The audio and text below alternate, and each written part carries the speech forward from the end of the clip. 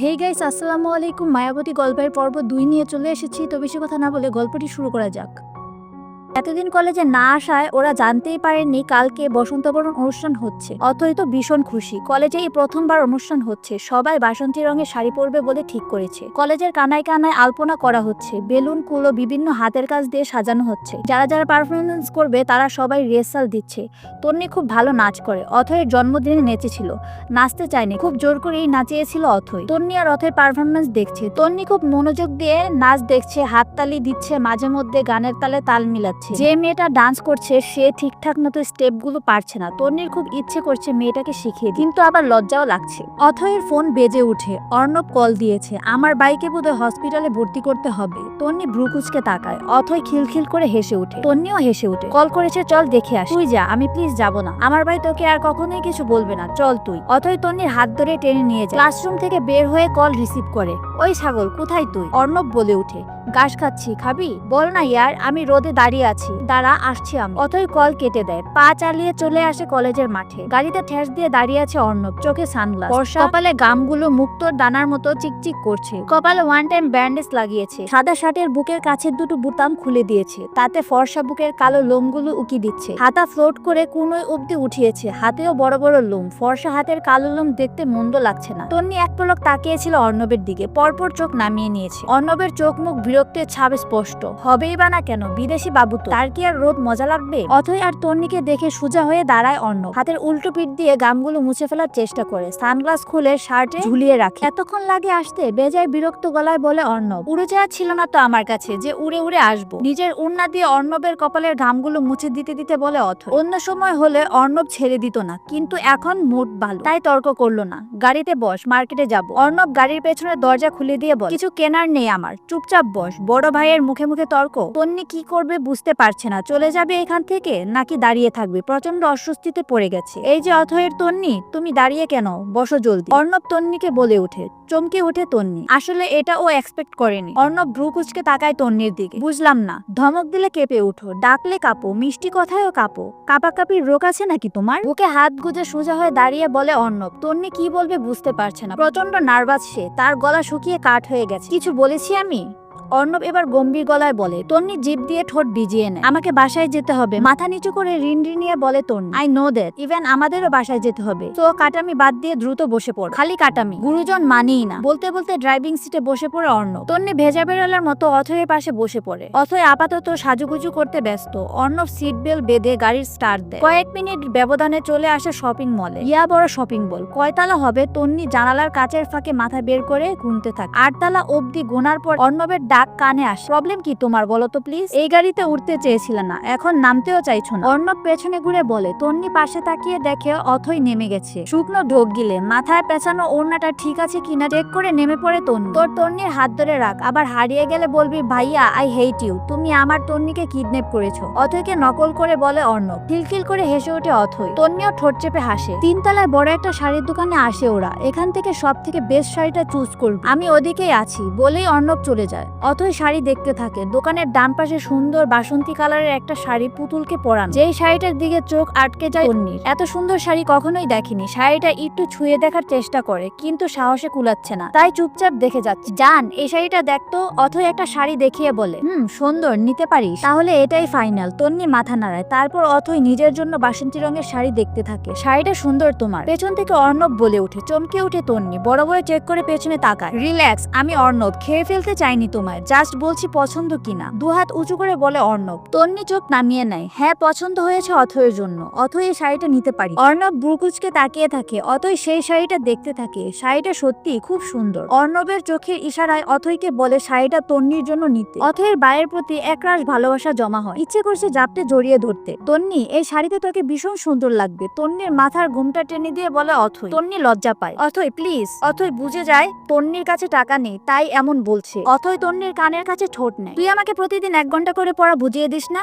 This তো। কেন this? কারণ তুই আমাকে ভালোবাসিস। আমিও তোকে অনেক ভালোবাসি। তোকে এই শাড়িটা গিফট দিতে পারি না? বল। তুই শাড়িটা না নিলে আমি তো তোর কাছে আর পরবই না। তন্নি ফিসফিস করে বলে অথই। তন্নি কিছু বলার মতো খুঁজে পায় না, বাধ্য হয়ে নিয়েই নেয়। অর্ণব হাসে। অর্ণব তার গার্লফ্রেন্ড নিধির জন্য কিনেছে শাড়িটা। অথই আগেই সন্দেহ করেছিল, এখন শিওর হয়ে গেছে। তন্নিকে রিকশায় তুলে দিয়েছে অর্ণব। মেয়েটা হেঁটেই যাবে বলেছিল, অর্ণবের ধমকে চলে গেছে। শাড়িটা রেখে দিয়েছে অথই। অথয়ের ধারণা তন্নির মা তাকে এই শাড়িটা পরতে দিবে না, তাই কাল সকাল সকাল অথয়ের বাড়িতে চলে আসবে, তারপর অথয় রেডি করিয়ে দিবে। আপাতত অর্ণব গাড়ি থামিয়েছে একটা রেস্টুরেন্টের সামনে। এই রেস্টুরেন্টে অপেক্ষা করছে নিধি। অথয় নামতে বললাম তো তোকে।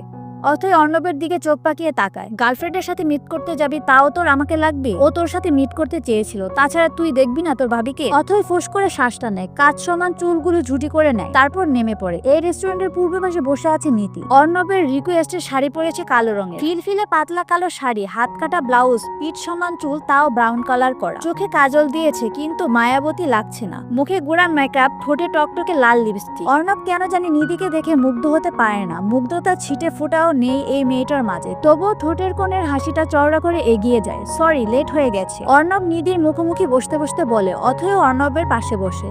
ইটস ওকে, নিধি হেসে বলে। Meet my little sister Mahima Mahmud Athoy. অথয়ের পিঠের উপর হাত রেখে বলে অর্ণব। হ্যালো মাহিমা। হাই, তুমি আমাকে অথয় বলেই ডেকো। নিকনেম অথয়। ওকে অথয়, আমি নিধিরা নিধি, অনার্স সেকেন্ড ইয়ারে পড়ছি। আমি ফার্স্ট ইয়ারে। অথয়ের নিধির মেয়েটাকে বেশ ভালোই লেগেছে, দেখতে মাশাল্লাহ, কিন্তু একটু স্টাইলিশ। তবে ব্যাপার না, ভাইও কি কম নাকি? দুজনকে বেশ মানিয়েছে। 3 জন আড্ডা দিয়ে প্রায় সন্ধ্যায় বাসায় ফেরে। তন্নি পড়তে বসেছে, পাশেই তামিম পড়ছে। ইতি বেগম বেরিয়েছে। তন্নির বাবা তারেক বিদেশ থাকে, গিয়েছে কিছু মাস আগে। কোনো একটা ঝামেলায় জেলে আটকা পড়েছে, মাসখানেক হলো ছাড়া পেয়ে কাজে করছে। আজকে মাস পূর্ণ হয়েছে, টাকা পাঠিয়েছে কিছু, সেই টাকা তুলতে গিয়েছে ইতি বেগম। 8টার দিকে বাসায় ফেরে ইতি বেগম। ভীষণ খুশি সে।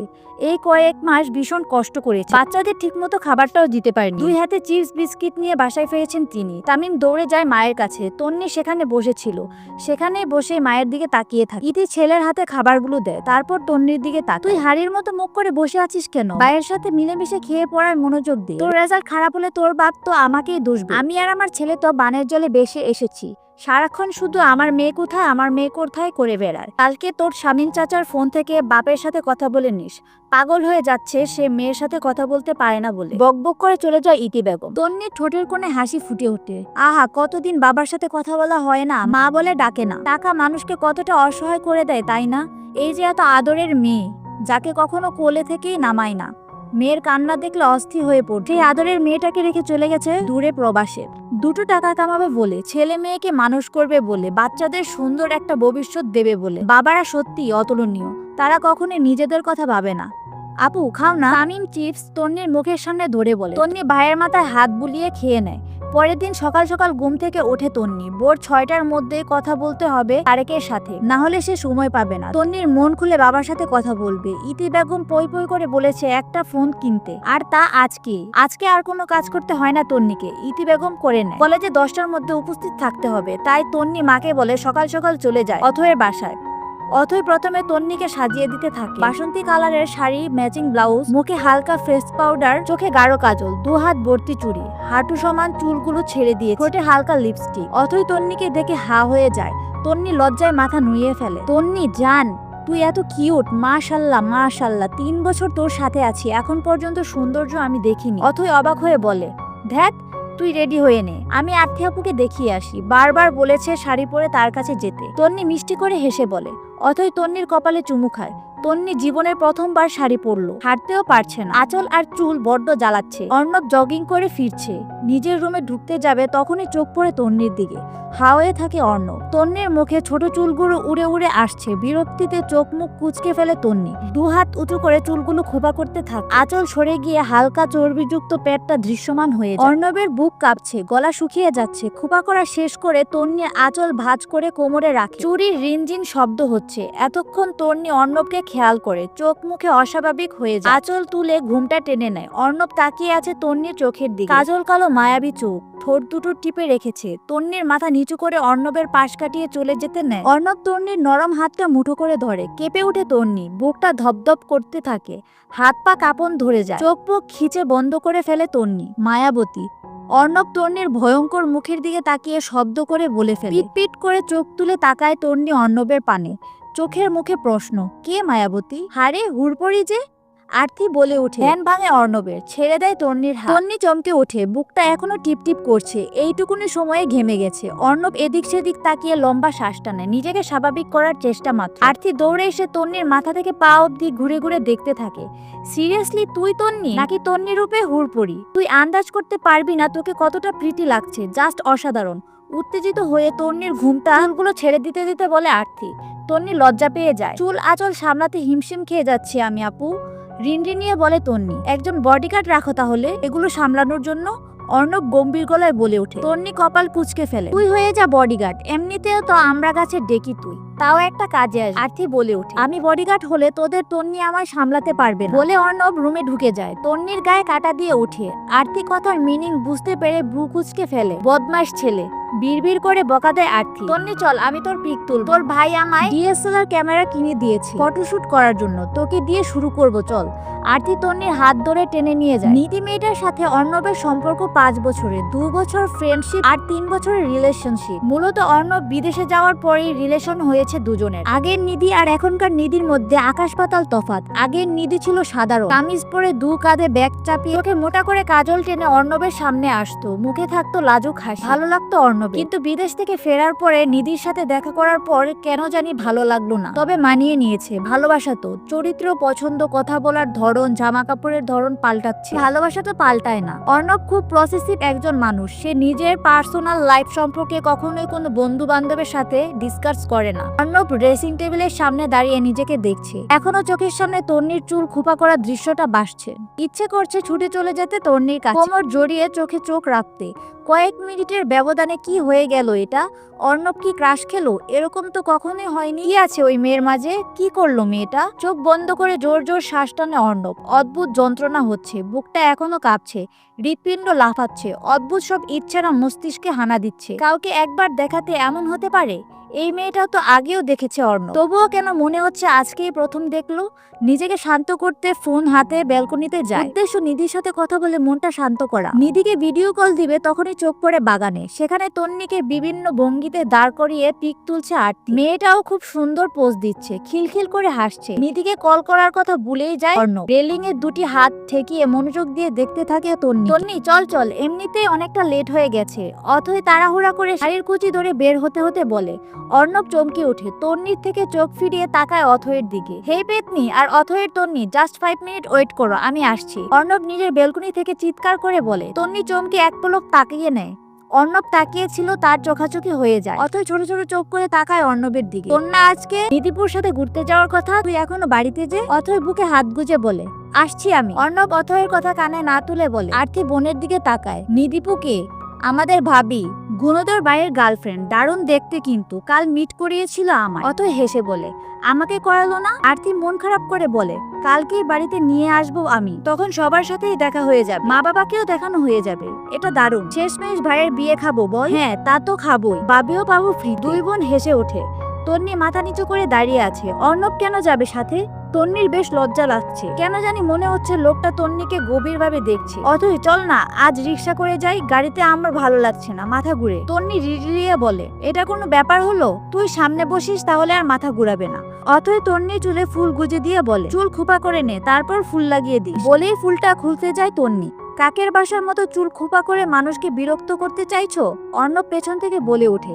চমকে মাথা থেকে হাত নামিয়ে ফেলে তন্নি। তন্নির চুল প্রচন্ড সফট, সিল্ক আর লম্বা। এইরকম চুল হাজারে একজনের থাকে, তুই সেটা কাকের বাসা বলছিস? চোখ কি আছে তোর? আরতি বুকে হাত গুজে বলে, সফট দেখি কেমন? অর্ণবের এমনিতেই তন্নির চুলগুলো একটু ছুঁয়ে দিতে ইচ্ছে করছে, তাই সুযোগটা একদম হাতছাড়া করলো না। ফট করে তন্নির চুলগুলো হাতের মুঠোয় নিয়ে নেয়। শরীরে একটু টাচ লাগে না, তবুও তন্নি চোখ মুখ খিচে বন্ধ করে ফেলে। শ্বাস আটকে আসছে বেচারার, প্রচন্ড অস্বস্তি হচ্ছে। অর্ণব ফট করে চুল ছেড়ে দেয়। জলদি আয় বলেই এক প্রকার দৌড়ে গাড়ির কাছে চলে যায়। তন্নি বুকে হাত দিয়ে জোরে শ্বাস টানে। ভাই আমার পাগল হয়ে যাচ্ছে মনে হয়, অতই হেসে বলে। অর্ণব ড্রাইভিং সিটে বসে আছে। ভাইয়া তন্নির পেছনে বসলে মাথা ঘুরে, তোর পাশে বসু। অতই পেছনে বসতে বসতে বলে, না করেছি কখন, বলেই দরজা খুলে দেয়। তন্নি শুকনো ঢোক গিলে কাচুমাচু হয়ে বসে পড়ে। চুল আর আঁচল ঠিক করো অথয়ের তন্নি। তন্নি চমকে চুল আর আঁচল ঠিক করে নেয়। সিট বেল্ট বাঁধো। তন্নি এবার বিপাকে পড়ে যায়, কারণ সে সিট বেল্ট বাঁধতে পারে না। আমতা আমতা করে শুকনো ঢোক গিলে ঘাড় ঘুরে একবার পেছনে তাকায়। অথই কানে হেডফোন গুজিয়ে ভিডিও কলে কথা বলছে, তাকে তো ডিস্টার্ব করা যাবে না। অথয়ের তন্নি কিছু বলেছি আমি। অর্ণব তন্নির মুখের সামনে হাত নাড়িয়ে বলে। তন্নি মাথা নিচু করে ফেলে। আমি পারি না। তন্নি বলতে দেরি, অর্ণবের ঝুঁকে সিট বেল্ট হাত দিতে দেরি নেই। তন্নি চমকে পেছনে সরে যায়। অর্ণব মনোযোগ দিয়ে সিট বেল্ট বাঁধে, তারপর সরে যায়। তন্নি বুক ধাপধাপ করছে। হায় আল্লাহ, এ কোন মুসিবত! এই লোকটা আজ এমন করছে কেন? পারফিউমের স্মেলটা বাজে, শ্যাম্পুটাও বাজে, শাড়িতে তোমাকে আরো বাজে লাগছে, চোখে কাজল দিয়ে একদম পারফেক্ট বাজে লাগছে। সবগুলো বাজে মিলিয়ে আস্তে একটা মায়ার খুনি। নেক্সট টাইম এমন সেজে আমার সামনে আসবে না, না হলে বড় গাছের সব থেকে উঁচু ডালে ঝুলিয়ে রাখবো তোমায়। মাইন্ডেড, গম্ভীর গলায় বলে গাড়ি স্টার্ট দেয় অর্ণব। তন্নির কান্না পায়। এতটাই বাজে লাগছে ওকে, কলেজে যাওয়ার পর যদি সবাই বাজে বলে তখন কতটা লজ্জা পাবে তন্নি। আর জীবনেও শাড়ি পরবে না, জীবনেও না। চোখের কর্নিশ বেয়ে দুফোঁটা পানি গড়িয়ে পড়ে তন্নি। হাতের উল্টো পিঠে মুছে দেয়। অর্ণব আর চোখে তাকিয়ে মুচকি হাসে। বর একটু বেশি দুষ্টুমি করলেও কাঁদবে, কম করলেও কাঁদবে, ধমক দিলেও কাঁদবে, চুমু খেলেও কাঁদবে, সারাক্ষণ কাঁদতেই থাকবে। ব্যাপারটা কিন্তু দারুণ, আই লাইক ইট। মুহূর্তেই তন্নির কান্না থেমে যায়। চোখ দুটো ছোট ছোট করে এক পলক তাকায় অর্ণবের দিকে। তাতে আপনার কি? বিড়বিড় করে বলে তন্নি। তো গাইস, গল্পটি ভালো লাগলে অবশ্যই ভিডিওতে লাইক করুন এবং নেক্সট পার্টের জন্য বেশি বেশি কমেন্ট করুন।